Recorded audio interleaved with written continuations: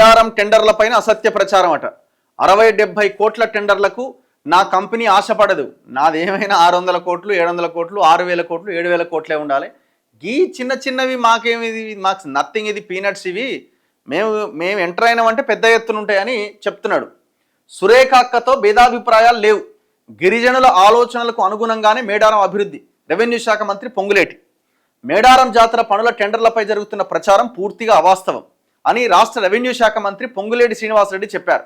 60-70 కోట్ల టెండర్ల కోసం తన కంపెనీ తాపత్రయపడదని స్పష్టం చేశారు. నేనేంటో తెలిసిన వారు తప్పుడు ప్రచారాలు చేయరు. ఒకవేళ చేసినా నేను పట్టించుకోను. పంచాయతీరాజ్ శాఖ మంత్రి సీతక్క, మహబాద్ ఎంపీ పోరిక బలరాం నాయక్, కలెక్టర్ దివాకర్తో కలిసి సోమవారం ఆయన మేడారంలో పర్యటించారు. శాశ్వత అభివృద్ధి పనుల పురోగతిని పరిశీలించారు. అనంతరం అధికారులతో మాస్టర్ ప్లాన్పై సమీక్షించారు. వనదేవతలు సమ్మక్క సారలమ్మలను దర్శించుకున్నారు. ఇక ప్రెస్ మీట్ పెట్టి ఇవన్నీ మాట్లాడిండు. ఇప్పుడు విషయం ఏంటంటే ఆమె కొండా సురేఖ చేస్తున్న ఆబ్లిగేషన్ ఏంది, ఆమె కంప్లైంట్ ఏంటి, నాకు చెప్పకుండానే టెండర్ వేసిరు అన్నది కదా పాయింట్ ఇక్కడ.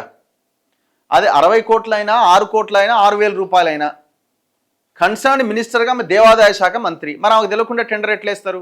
ఆమె అడుగుతున్నది అది.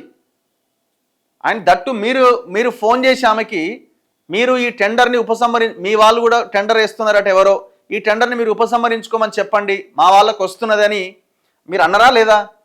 ఆ జీవీఆర్, ఆ వెంకటేశ్వర రెడ్డి అనేట ఆయన మీకు సంబంధించిన మనిషా కాదా? జీవీఆర్కి ఒకవేళ టెండర్ క్యాన్సిల్ అయితే పీవీఆర్ అని ఇంకొక ఆయన మీకు చాలా దగ్గరట, ఆయన సీతారామ ప్రాజెక్ట్స్లో టెండర్లు దక్కించుకున్నట, ఆయన దాదాపు 100 కోట్లవి. ఆ పీవీఆర్ అనేట ఆయనకి దక్కడానికి మీరు ప్రయత్నం చేశారట. ఇది అక్కడ ఉన్న జర్నలిస్టులు అడగాల్సి ఉండే, కానీ ఎవరు అడగలే. ఇక వాళ్ళు ఒకటి అడిగిరు అని చెప్పుకుంటూ పోయిండు. ఆ పీవీఆర్ ఎవరు, ఆ జీవీఆర్ ఎవరు, ఆ ఎన్జేఆర్ ఎవరు? ఈ 70 కోట్ల టెండరు, 71 కోట్ల టెండరు కన్సర్న్ మినిస్టర్కి తెలియకుండా మీరెందుకు ఇనిషియేట్ తీసుకొని ఈ టెండర్ వేయించారు, టెండర్ కాల్ ఫర్ చేసిరు? ఇది కదా అసలు క్వశ్చన్.